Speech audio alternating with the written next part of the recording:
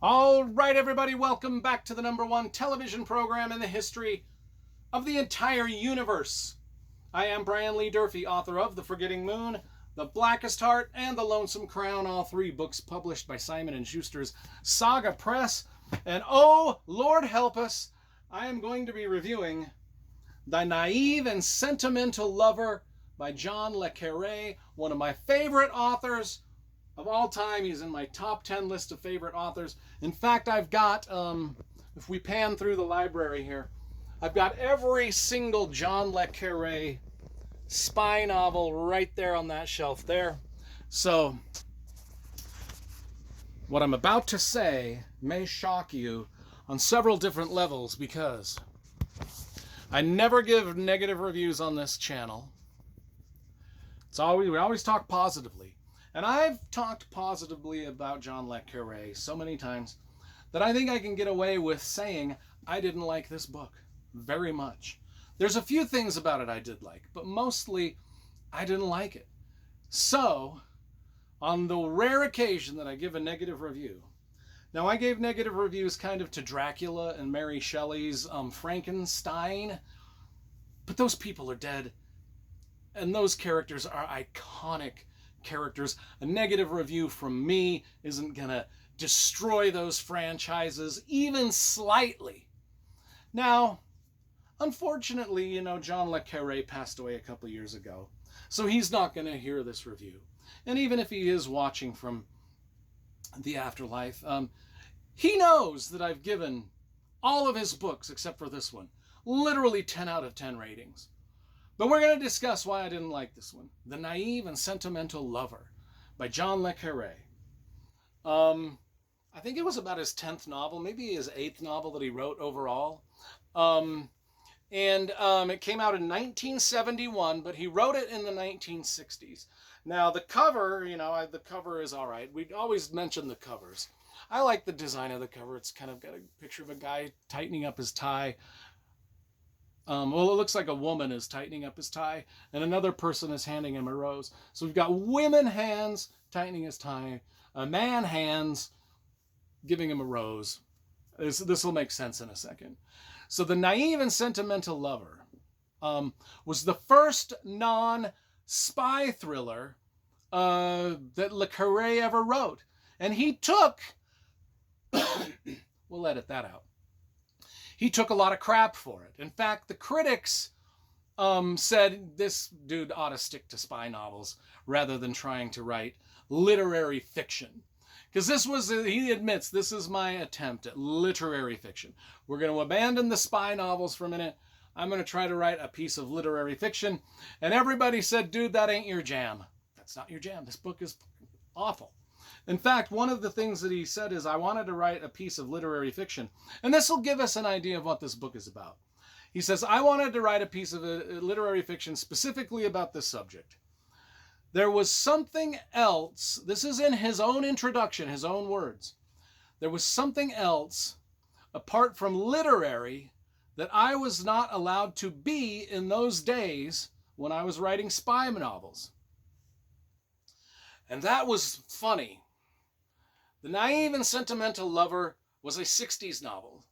I wrote it as a sad comedy about the hopes and dreams of a middle-class, inhibited, senior management, public school Englishman type caught in a midlife crisis at a moment in our social history, the 60s, when followers of the sexual revolution saw themselves locked in mortal conflict with the slaves of convention. If anything spells out pretentious literary novel, that did it right there. English, sexual revolution. I mean, oh my God. It just screams it. Anyway, so what is the book about? It's kind of like, interestingly enough, and this is one of the things that I actually liked about it, is our main character, Aldo Cassidy, reminded me a lot of George Smiley, one of the top spies in Le Carre's other spy novels. Tinker, Tailor, Soldier, Spy, The Honorable Schoolboy, Smiley's People, The Spy Who Came in from the Cold. George Smiley was in all of those novels, and he's a great spy. But he kind of fits the description of what I just read about Aldo Cassidy, not Aldo Nova, the rock star. Aldo Cassidy, the Hamlet-esque type of Englishman that's just kind of wallowing in his own self-pity. George Smiley, the spy, did that a lot too. He had a lot of problems, a lot of sexual hang-ups. So does Aldo Cassidy in this book. And he's wavering between sort of the institutional commitments that he has and the unattainable hopes and dreams that he aspires to. But that all changes when Aldo is, he's an entrepreneur. He's got a nice life. He drives a Bentley. And his life is upended when he has a chance encounter with a fellow named Seamus. Seamus, who's a best-selling novelist, who refers to everybody in every sentence that he ever speaks in this book. He refers to everybody as lover.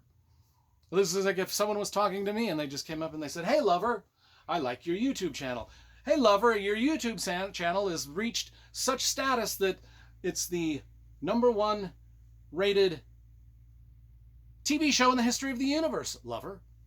Hey, lover, I heard you wrote a book called The Blackest Heart, lover."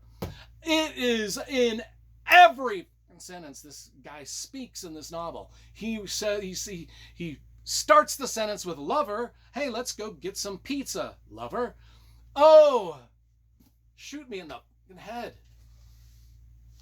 I don't know why. I don't know why. But at some point, it just becomes something that I'm looking forward to. Like, is he ever going to not do it? But he didn't never not do it.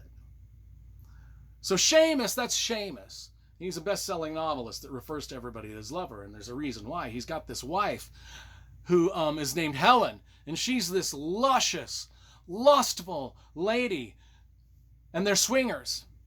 And they decide to sort of get Aldo Cassidy, our inhibited entrepreneur who drives a Bentley and is all buttoned up with the whole cover with the tie. I mean, they're like, we want to swing with this dude, whatever reason. I don't know. I don't get that lifestyle. I'm not into that lifestyle. Like Jerry Seinfeld says, I can't do it. I got to get velvet carpet. I got to get disco ball lighting, and I got to get lotions and lubes, and I got to change my name to P. Diddy or whoever that guy was that had the 10,000 bottles of lotions and lubes. I'm not that guy. I don't relate to anything that's happening in this novel at all. It is pretentious. It is basically a dark and ribald, it's just a dark and bawdy story of bohemian middle-class pretentiousness in the 60s. And I don't like it. I like his spy novels. I'm with the critics of the time. This was not his jam. The things that I did like about it were that it's just written well. I mean, the prose is every scene is set with great descriptors. It's an absolutely well-written novel with interesting conversations sometimes. But I'm going to give this like a 3.5 out of 10. I just was like, John Le Carre has written something like 30 books.